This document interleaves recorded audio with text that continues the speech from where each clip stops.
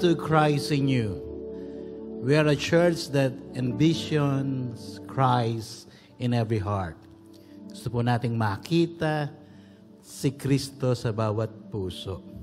Sa lahat po ng nandito sa sanctuaryo, magandang gabi sa bawat isa. Amen? Sabihin mo sa katabi mo, ako'y masaya at ikaw ang aking katabi. Purihin po ang Panginoon. Tayo pong lahat ay tumayo.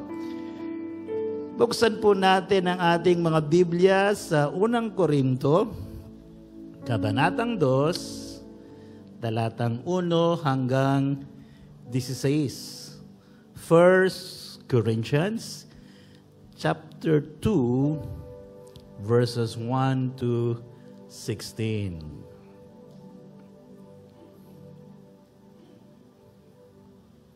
Verse 1. Mga kapatid, nang pumunta ako riyan upang ipahayag ang lihim na plano ng Diyos, hindi ako gumamit ng malalalim na pananalita o karunungan. Sapagkat ipinasya ko na wala akong ipapangaral sa inyo, kundi si Jesucristo lang at ang kanyang pagkapako sa krus. Pumunta ako riyan ng may kahinaan at nanginginig pa sa takot. At nang mangaral ako sa inyo, hindi ako gumamit ng matatamis na pananalita batay sa karunungan ng tao upang kumbinsihin kayo. Sa halip, pinatunayan ng banal na Espiritu ang aking pangangaral sa pamamagitan ng kanyang kapangyarihan.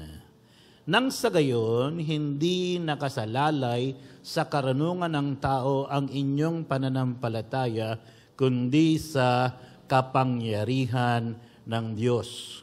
Kung sa bagay, nagtuturo rin kami ng malalalim na karunungan sa mga matatag na sa pananampalataya. Ngunit ang karunungang ito'y hindi mula sa karunungan ng mundong ito o sa mga namumuno sa mundong ito na nakatakda ng malipol. Verse 7. Ang karunungang sinasabi ko ay ang karunungan ng Diyos na kanyang inilihim noon. Ito'y itinalaga niya para sa ating karangalan bago pa man niya likhain ang mundo.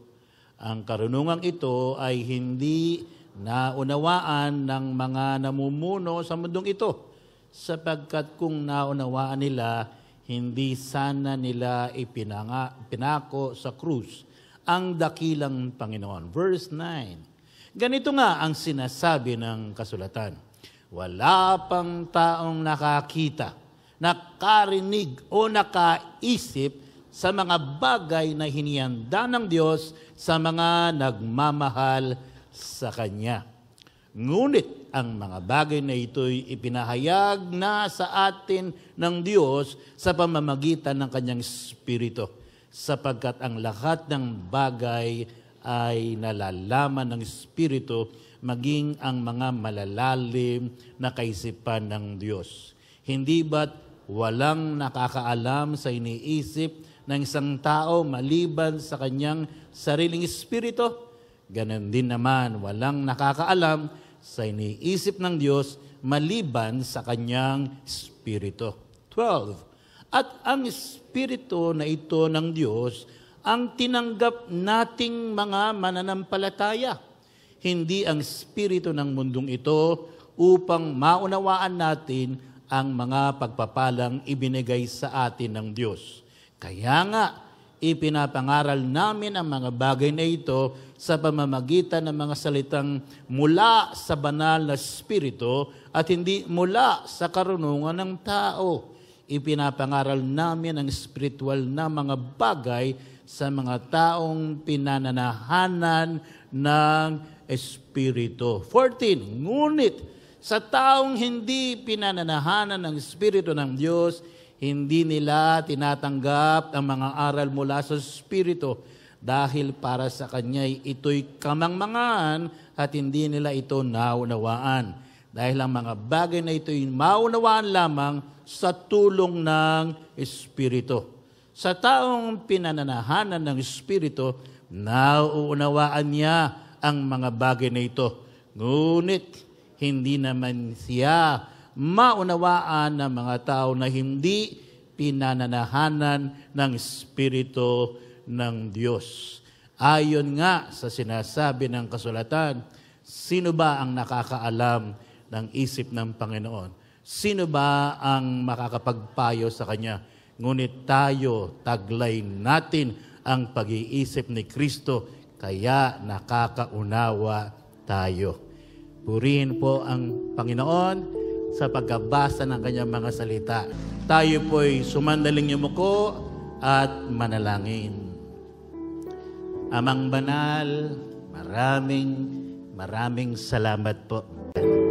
Thank you, Holy Spirit, for you will bless, empowered, magpapalakas ka, magpupuspos ka, magpapagaling ka, sapagkat inaayaan lang namin ang malayang pagkilos ng banal na Espiritu Santo sa aming kalagitnaan. Ito po ang aming panalangin. Sa pangalan ng aming Panginoong Hesus, and everybody will say, Amen. Amen. Hallelujah. Sige po, patuloy natin palakpakan ng Panginoon. Hallelujah. Dakila ka, O Diyos. Ika'y karapat-dapat na mapurihan, Panginoon.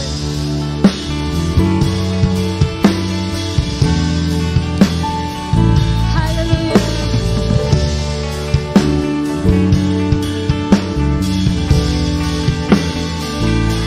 Dakila siya.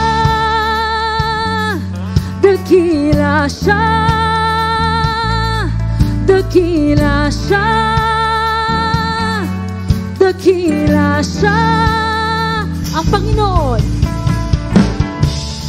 Ang Panginoon ay aking pupurihin.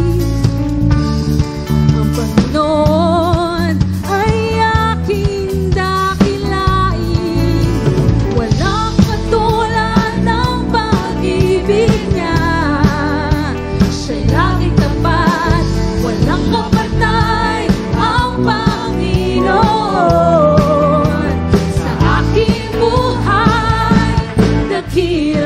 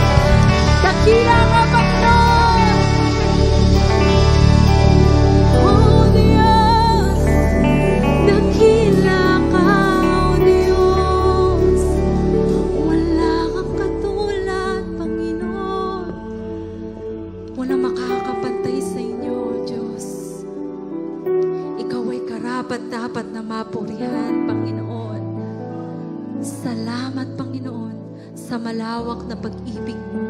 Salamat, O Diyos, sa patuloy na pagkiyakap mo sa bawat isa sa amin, O Diyos. Salamat sa kaligtasan.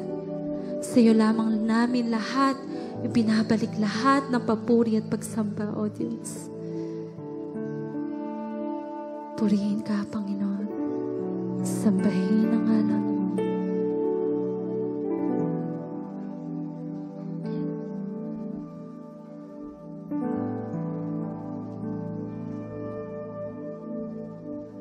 Ikaw ang nagbigay sa'kin ng buhay,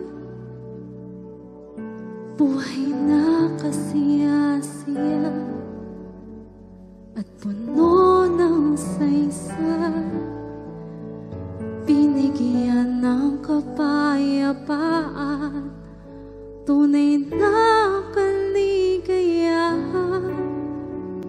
Ikaw ang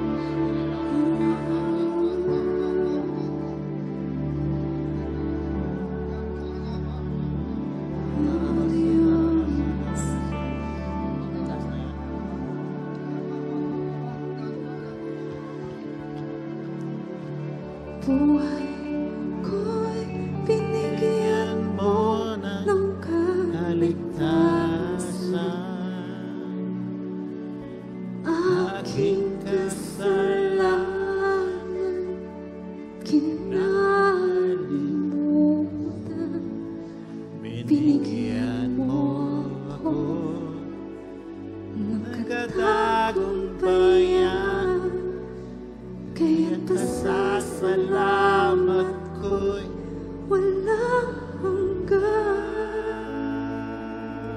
Sa'yo'y binabalik ang lahat ng papuri. Pagdakila ang pagluwalhati, pagkat ikaw dapat nasambahin. O Jesus, Ang ngalan mo'y tataas. Sa'yo'y binabalik ang lahat ng papuri. Pagdakila ang pagluwalhati, pagkat ikaw ang karapat-dapat na sambahin. O Jesus, ang ngalan mo. O Jesus, ang ngalan mo. O Jesus, ang ngalan mo'y tataas. Hallelujah! Hallelujah!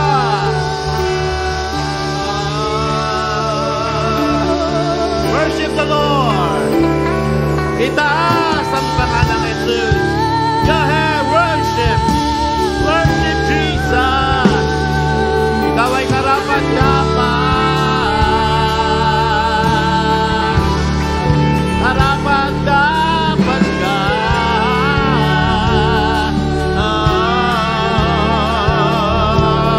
Jesus. Yes. Yes. Hallelujah. Hallelujah.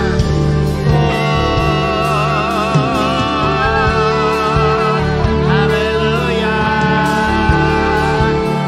Yan ika'y karapat-dapat. Hallelujah.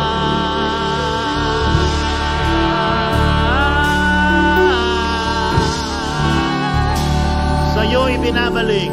Sa'yo ibinabalik ang lahat. ng papuri. Pagdakila Give it all. ang pagluwalhati, Give it all to Jesus. ikaw Ang karapat-dapat na sambahin. O Jesus, ang ngalan mo. O Jesus, ang ngalan mo. O Jesus, O Jesus, ang O Jesus, O Jesus, ang O Jesus. Sing it again. O Jesus. Again. O Jesus. Again. Again. O Jesus, ang ngalan mo. O Jesus. Sing it for the last time. O Jesus, ang ngalan mo. O Jesus, ang ngalan mo. Itaas. Yes.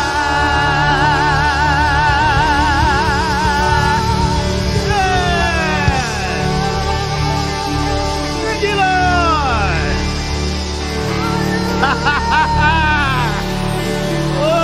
Oh, nakila ang iyong presensya. And everybody will say, Amen and Amen. Praise God. We can now be seated in the presence of God. Walang kasing saya sa presensya ng Panginoon. Amen po ba? At wala din pong kasing saya ang buhay pagka-Kristiyano pag nararanasan natin ang pagpapala ng Panginoon. What makes Christian life more joyful? Pag tayo nag-o-obey sa ating mga pagbibigay sa Kanya. Kasi even with our daily needs, nakikita natin ang kamay ng Panginoon. So let's continue to honor the Lord and worship the Lord sa pamamagitan ng ating pagkakaloob. Tayo po'y sumandaling yumuko at manalangin. Karapat-dapat ka ng aming pinakamataas na papuri at pagsamba. Karapat-dapat din po kayo pagkalooban ng aming pinakamabuti. Sa offering pong ito, kinikilala namin ang lahat ng bagay ay galing sa inyo. Kinikilala po namin kami lamang po'y pinagkatiwalaan mo sa mga pananalaping ito. Kaya nga, isang buong pusong kagalakan ang maipakita ng aming pagsunod at pagpaparangal sa inyo sa aming mga paghahandog. Ito po ang aming dalangin sa pangalan ng aming Panginoong Hesus. Amen. And amen. Hallelujah.